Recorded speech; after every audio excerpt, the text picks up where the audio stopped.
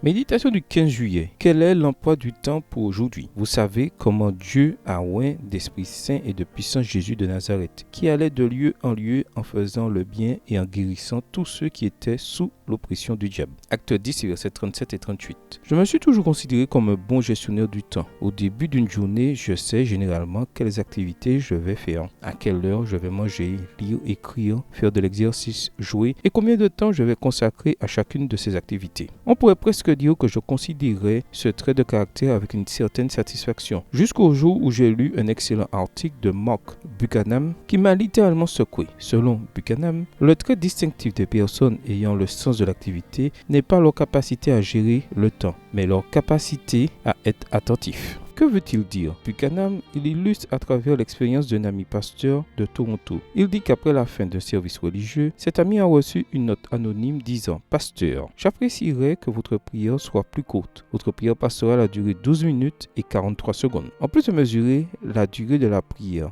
qu'a fait cette personne à l'église ce jour-là? A-t-elle également mesuré la durée du sermon? Il ne s'agit pas ici de défendre les longues prières, mais quel profit spirituel peut-on tirer d'une visite à l'église juste pour regarder l'horloge? Je pense que Buchanan a tout à fait raison lorsqu'il dit que la personne qui a écrit cette note sait comment compter le temps, mais manque de discernement pour apprécier le moment. Discernement pour apprécier le moment. Voici l'un des traits distinctifs des personnes qui laissent une marque indélébile lors de leur passage dans ce monde. Bien qu'elles aient un planning très chargé, elles ne sont jamais trop occupées pour pouvoir aider les personnes dans le besoin. Elles sont sensibles à la beauté d'un beau coucher de soleil. Elles aiment passer du temps avec leur famille et leurs amis. Et elles ont toujours le temps de communier avec Dieu. En bref, elles ne vivent pas sous la tyrannie de l'agenda. En revanche, elles sont attentives. Leurs yeux et leurs oreilles sont toujours ouverts pour détecter le cri d'une âme dans le besoin et pour profiter des bonnes choses que chaque journée apporte. Et maintenant, dites-moi, n'est-ce pas l'exemple que notre Seigneur nous a laissé? S'il y avait quelqu'un avec